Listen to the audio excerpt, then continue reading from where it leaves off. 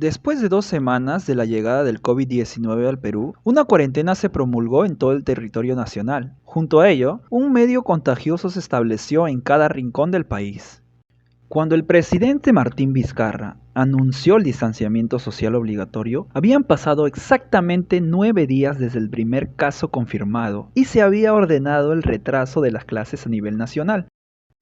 Hoy debo informar que en horas de la madrugada se ha confirmado el primer caso de infección por coronavirus COVID-19 en nuestro país. En lo referente a la suspensión de las labores educativas hasta el día 30 de marzo, hemos decidido de que esa postergación y esta suspensión de actividades también alcance no solamente a la educación básica regular, sino a la educación técnica superior y a la educación universitaria.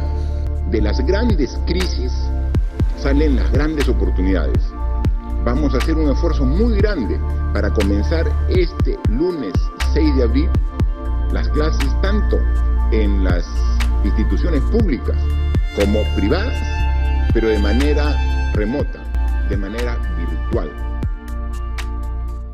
El presidente Vizcarra decidió la postergación y suspensión de las actividades educativas de la educación básica, regular y la educación técnica superior hasta el 30 de marzo como una de las principales medidas para combatir la COVID-19.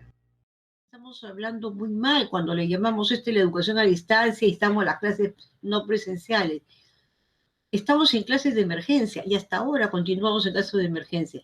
Entonces, las instituciones, y en esas estamos la Universidad de San Marcos, no estaban preparadas tampoco.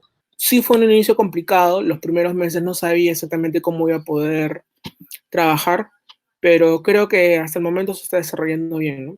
La mayoría ha percibido como algo por descubrir, ¿no? A pesar de que pudiéramos haber tenido alguna experiencia en el trabajo virtual en otros contextos.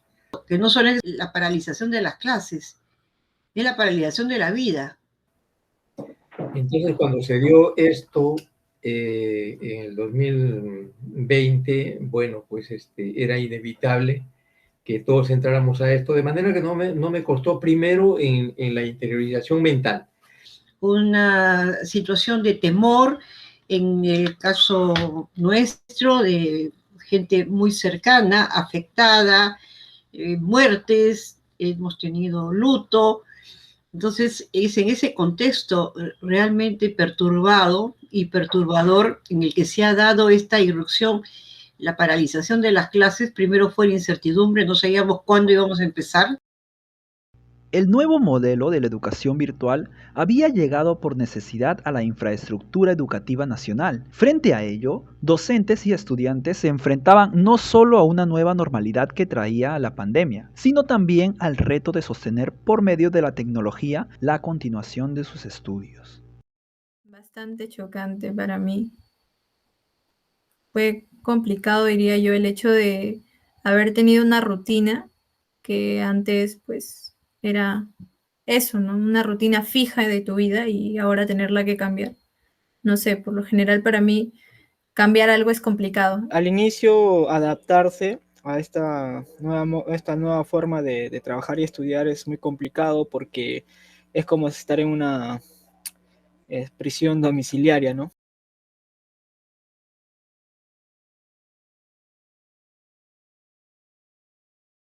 Ya había un programa antes en la universidad y en la facultad que lo que quería que los profesores pasáramos progresivamente al uso de Chamilo.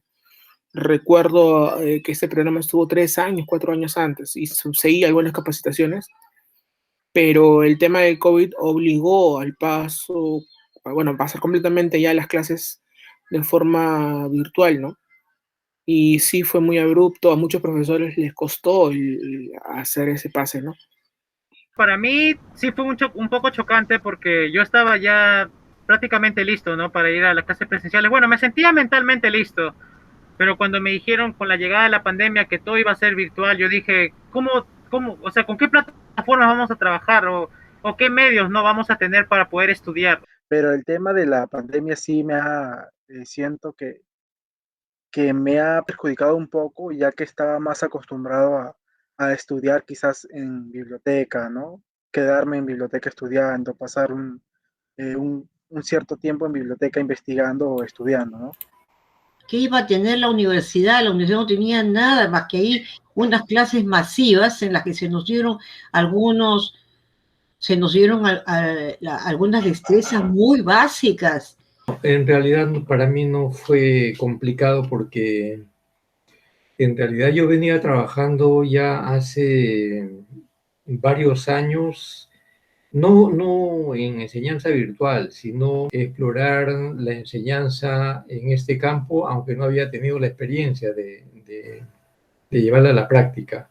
Hubieron capacitaciones básicas, pero el gran problema no solamente es la capacitación de esas herramientas, son tres momentos. La primera es aprender a usar la herramienta, es como que te enseñan a manejar un carro.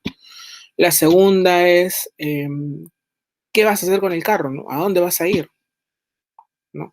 Y la tercera es con quién vas a ir, ¿no? ¿Qué vas a llevar? Entonces, esos tres momentos, la universidad nos dio la primera, aprende a manejar el carro, la parte técnica.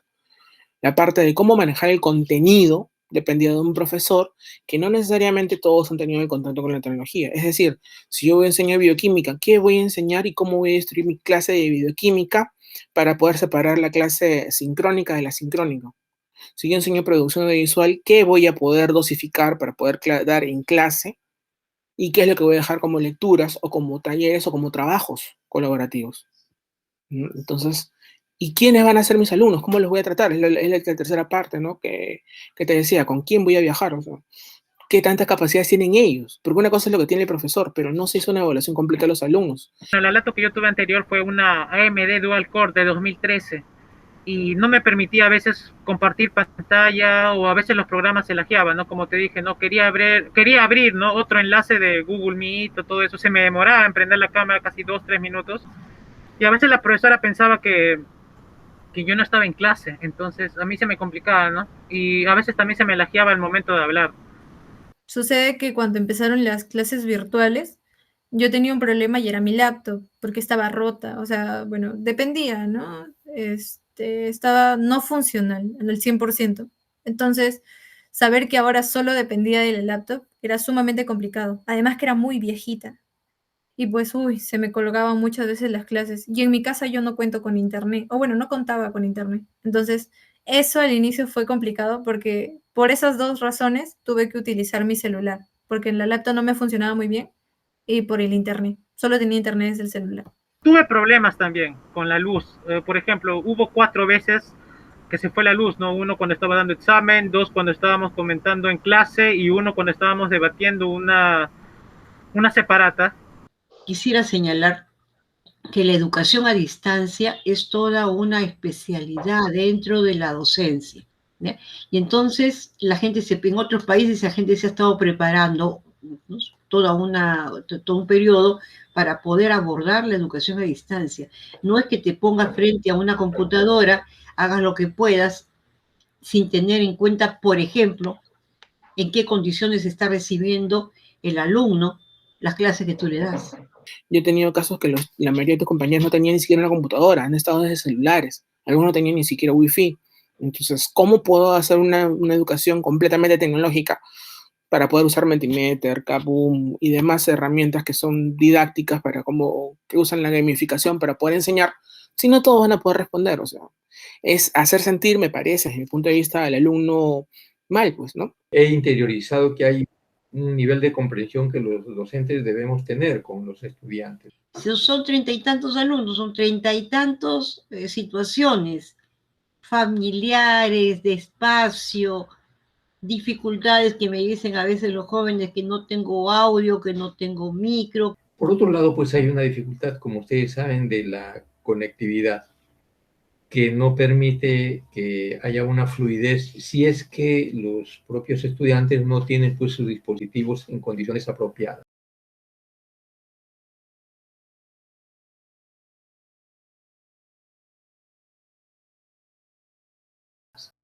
En el año 2020 se registró que aproximadamente 174.000 jóvenes peruanos dejaron sus estudios en las diferentes universidades del país, según un estudio elaborado recientemente por el Ministerio de Educación, Minedu.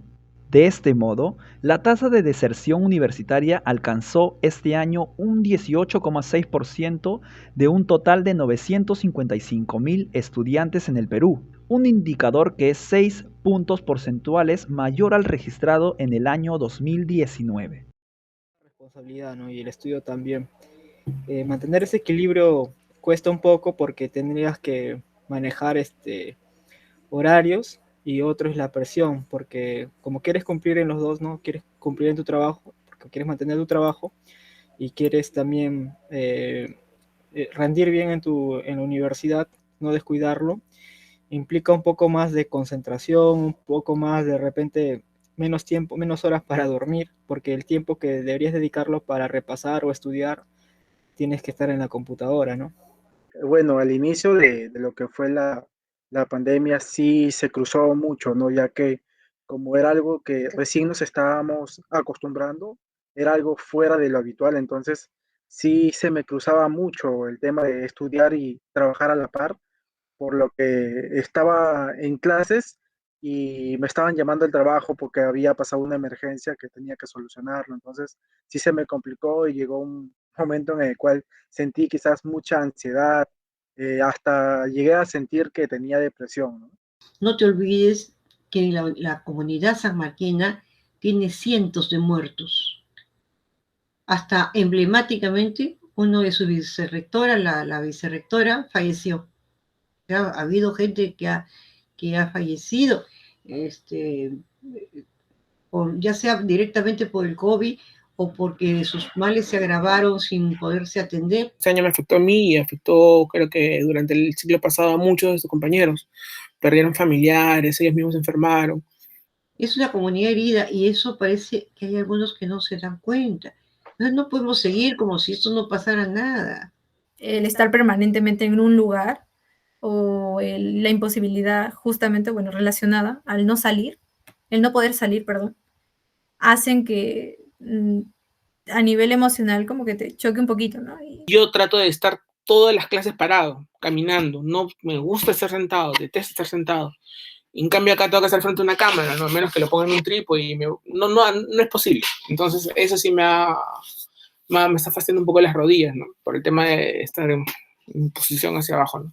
Recordemos que también cuando uno estudia tiene ciertos momentos de presión, como son los exámenes, las exposiciones o tareas más pesadas. Entonces hay ciertas temporadas durante el ciclo de estudios que se hace más pesado por el trabajo mismo, ¿no? Entonces hay un poco más de presión, hay que sacrificar de repente horas de sueño. El haber estado en varias actividades hizo de que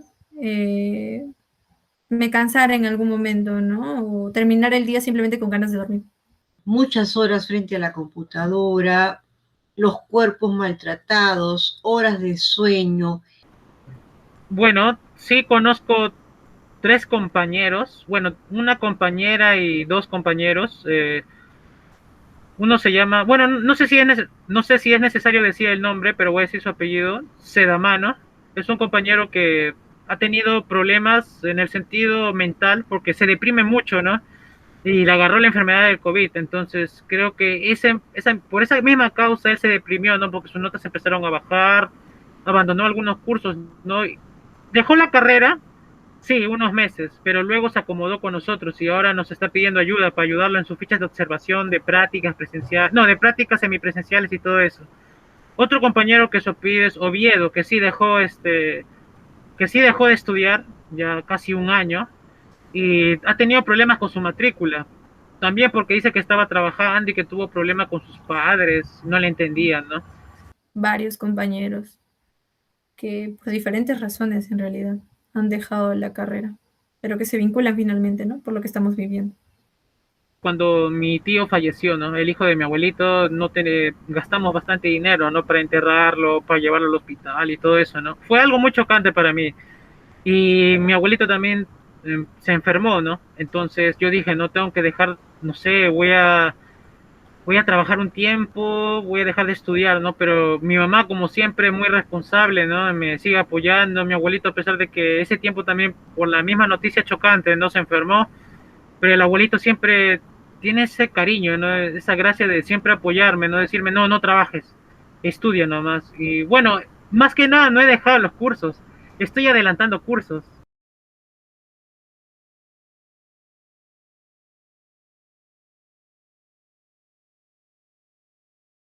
Sí hay algunos cursos que van a tener debilidad, sobre todo los que tienen que ver con laboratorios, los que tienen que ver con manejo de cámaras y todo eso. Enseñar audiovisuales a la distancia sin tener los equipos o poder usar ejemplos y mostrar algunas cosas en directo es un poco complicado. En medio de todas estas dificultades, los profesores han tenido que ver la manera de cómo explorar algunos temas que antes solamente se pensaban que eran físicos y de pronto han descubierto que se podía hacer virtualmente. Hay ocasiones en donde estoy concentrada, avanzando algo, pero ya es como estoy en mi casa y por lo general no tengo la cámara encendida, entonces no estoy de alguna forma obligada, me voy por un vaso de agua, por algo de comer, o si no, no sé, escucho que algunas de mis mascotas están por ahí haciendo algo, me voy corriendo, o sea, ya me desconcentré. Y incluso no fuera eso, solo aquí sentada mucho tiempo mirando una pantalla, sé que me aburra y empiezo, no sé, a ver o acomodar las cosas que tengo a mis lados, de mi mesa, mi escritorio. Y pues ya me distraje, perdón, con eso. Y ya dejé de atender la clase completamente. Todavía siento un poco ese proceso de invasión, ¿no? Y del tiempo. Mientras que tú, por ejemplo, te programabas para hacer una clase en la universidad, ibas al espacio, tenías el espacio y ya estabas concientizado. Acá estás en casa, que es más práctico, puedes abrir la computadora y ya estás en el salón de clases, pero igual, sigo diciendo, o sea, es tu espacio de vida, no es necesariamente el espacio de trabajo. Y puedes tener el ruido, por ejemplo, mi hijo tiene 6 años, bueno, va a cumplir 6 años, viene, a veces quiere jugar conmigo, me ve en la computadora, quiere conversar, me quiere mostrarme algo, y tengo que interrumpir las clases. ¿No? Pasa algo, a veces he estado en clase, también ha pasado algo acá en la casa que tenía que parar un ratito o me han llamado y tenía que hacer otras cosas. Son espacios que para mí no deberían estar mezclados, ¿no? Va a depender mucho, creo yo, al final del profesor, porque sí me ha tocado tener profesoras que durante este tiempo de las clases virtuales aún han buscado medios para la retroalimentación, ¿no? Es decir, han sabido acomodar sus horarios de clase para que quede un lapso de tiempo amplio para las dudas, para algunas ideas que no se entendieron, entonces las pueda repasar y pues de alguna forma te ayuda, ¿no? A que, bueno, ya, no entendiste algo, tienes un espacio para hacerlo. Pero hay otros profesores que no, ¿no? Que acaban su clase y adiós. Las brechas digitales están asociadas a diversos factores que es necesario analizar. Algunos de estos son la conectividad, dispositivos, apropiación de la tecnología, precariedad de las viviendas y costo de los servicios. Todos estos factores influyen en el desarrollo de la educación virtual, y más en el Perú, un país que no es equitativo en ese sentido. La mejor forma para darte cuenta si un estudiante está motivado es la interacción con él. Lamentablemente te vuelvo a decir, en lo virtual es un poco difícil, pero por ejemplo en el grupo de WhatsApp que hemos creado, a veces yo hago bromas, hago memes y todos, y mientras siento que están respondiendo o como cuando se entusiasman, cuando vino Percy Céspedes y comienzan a preguntar y todos se motivan, perfecto, o sea, eso es lo que yo siento. Se ha mantenido en general el interés porque, bueno, también es parte nuestra motivar en ustedes que todo lo que están aprendiendo en estas condiciones equivale o debería equivaler a lo que aprenderían en la presencialidad y entonces necesitan valorarlo en ese nivel. Necesitan comprender que esto de la virtualidad no es ni más ni menos que lo otro. A mí me gusta ordenar un montón. Entonces, cuando siento que pues me estoy como estresando o estoy, digamos, sin ánimos de hacer algo, como decía hace rato, lo que hago usualmente es ponerme a ordenar todo mi cuarto, a limpiar, a remover, literalmente mover. O sea, varias veces he cambiado la posición de mi habitación justamente con una sensación de hacer algo para distraerme. Y me funciona, y hasta ahora. Siempre he dicho, si alguien tiene algún problema dentro del curso o siente que estoy avanzando mal o que siente que no, él no está aprendiendo o yo estoy divagando o qué sé yo, cosas que se puedan mejorar, yo siempre estoy abierto a que me lo digan, ¿no? Nunca voy a criticar a nadie porque me dicen las cosas, ¿no? Solamente la forma, quizás en algún momento, ¿no? Porque hay formas de decirlo. Pero sí, o sea, si me dice, profesor, está mal en esta clase, creo que podría mejorar esa forma o no estoy entendiendo o no está dando la forma como debería estar enseñando, que me lo diga. Yo siempre estoy abierto sobre ese lado, ¿no? Pensar que además esto tiene un horizonte que va a terminar, ¿no es cierto? Y esa mirada esperanzadora es lo que también debe ser una motivación, debe ser un motor para continuar. En general, haciendo mucho todo, como que las clases virtuales ya me empezaron a impactar un poquito. Pero no sé si tenga que ver necesariamente por las clases virtuales en sí, sino por los cursos en sí que no me gustaban, o no sé. Al final creo que es un combinado de ambos, ¿no? De las propias clases virtuales y de lo disgustante que era para mí las clases en sí mismo, o sea, por los cursos, por el contenido que ésta tenía. Entonces, sí, realmente me llegué a sentir esas ganas de no asistir a clases y creo que en una oportunidad sí lo he hecho, de no asistir, ¿no? Y ya, simplemente diciendo que hoy no puedo, estoy enferma o algo así.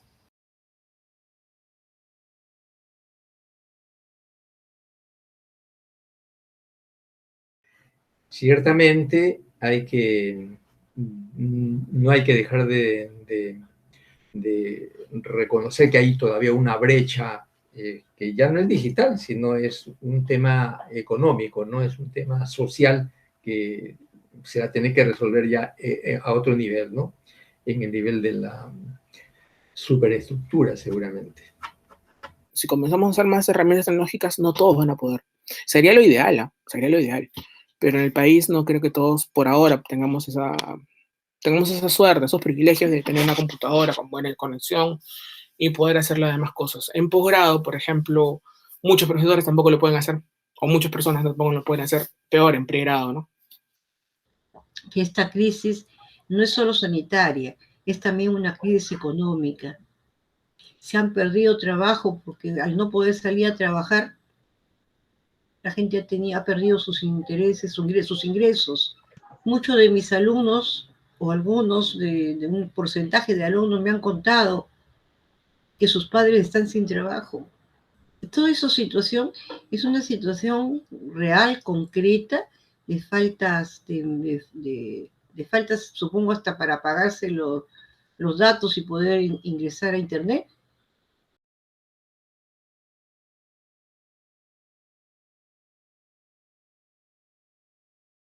Yo pienso que esto de que ha venido a quedarse, bueno, es una palabrita ya muy repetida, ¿no? Yo creo que lo que ha venido a quedarse es la interiorización de que esa manera de trabajar es posible y tomarla como una posibilidad para complementar la formación. A mí me parece que seguramente en algunos momentos debería haber espacios virtuales de trabajo con los estudiantes e incluso la propia actividad de la universidad, pero eso hay que evaluarlo muy bien. ¿Qué aspectos, qué cursos, qué temas se pueden hacer virtualmente y otras que necesariamente hay que hacerlas de manera presencial? Pues, ¿no? A este punto, el que adaptarnos es algo complicado, es algo difícil, pero de que se trata de una habilidad que tenemos y de alguna forma hay manera de desarrollarla más, ¿no? Porque hemos tenido que adaptarnos a la fuerza. Probablemente antes no hubiera sido muy raro o hasta hubiéramos dicho, oye, no voy a aprender nada en una clase virtual. Pero a este punto uno tiene que decir, mi formación es en medio virtual, pero continúo, sigo y voy a seguir, voy a ser la profesional que quiero ser, por más que he estado casi año y medio llevando o formándome a través de solo una herramienta virtual. Conocerlos a ustedes. ¿Me crees que los que estudiaron conmigo el 2020 los conozco por nombres, por timbre de voz, por cadencia al hablar? O sea, en ese lado sí soy bien observador.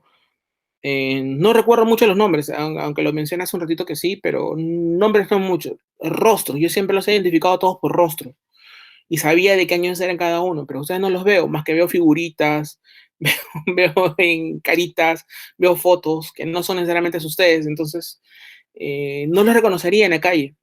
Y eso es lo que me fastidia un poco, ¿no?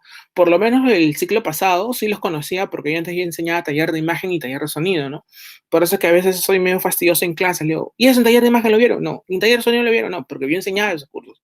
En el medio virtual he aprendido a valorar más a mis amigos, a mis maestros, a mi familia, ¿no? Porque ya no tengo mucho contacto más que nada con mis amigos, ¿no? Y con mis maestros. Eso me ha permitido más a mí una reflexión, ¿no? Otra cosa que a mí me ha permitido es valorar más que nada las máquinas, ¿no? Los servicios que nos dan, ¿no? También la universidad o los familiares, ¿no? Por ejemplo, yo antes no lo valoraba mucho también a mi computadora antigua, me ponía muchas veces, la presionaba, ¿no? Decían, bueno, como todo, ¿no? Jugar juegos a veces, ¿no? Y mi máquina tenía tales requisitos, pero yo, como quería jugar también, presionaba, ¿no? Mi máquina con requisitos más exigentes, ¿no? De lo que era la máquina, ¿no? Antes, o sea, mi mamá vivía, por ejemplo, en Chosica, ¿no? Y, por ejemplo, antes tenía que ir hasta Chosica y hay ciertas veces que no podía. Pero ahora como que la virtualidad me ayuda y ahora, antes no lo hacía, por ejemplo, no hacía llamadas, videollamadas, y ahora sí, ¿no? Ahora sí utilizo estas plataformas, ¿no? Para poder comunicarme. Entonces yo creo que la virtualidad es una herramienta muy fuerte, ¿no? Pero es imposible que la virtualidad pueda reemplazar a las clases presenciales o a la interacción presencial, ¿no? De la que tanto nosotros hemos gustado, disfrutado, ¿no? Pasar tiempo con mi familia, ¿no? Yo creo de que el trabajar de manera presencial me quitaba mucho tiempo, ya que salía 5:30 de la mañana y no regresaba hasta la medianoche. Entonces no tenía ese tiempo quizás para poder pasar tiempo con mis sobrinos o con mi mamá y mi papá, ¿no? Lo cual ahora virtualmente sí se me está dando eso. Sí puedo pasar más tiempo con ellos un fin de semana, quizás hacer una pijamada con mis sobrinos, comer una pizza con ellos, compartir con mi mamá y con mi papá más tiempo, lo cual no me permitía el poder trabajar y estudiar de manera presencial. Felicitar a mis alumnos sanmarquinos porque en medio de todas estas dificultades estén haciendo sus cursos, yo creo que es heroico tanto de parte nuestra como de los alumnos, porque podría haber sido peor. No es lo óptimo, pero en medio de esa precariedad hemos hecho cosas heroicas. La educación virtual o a distancia ha colocado a los estudiantes en nuevas formas de interacción académica y social. Al momento de regresar a las clases presenciales, probablemente se noten algunas de estas diferencias, un nuevo reto para el que deberán estar preparadas las autoridades educativas y el gobierno de turno.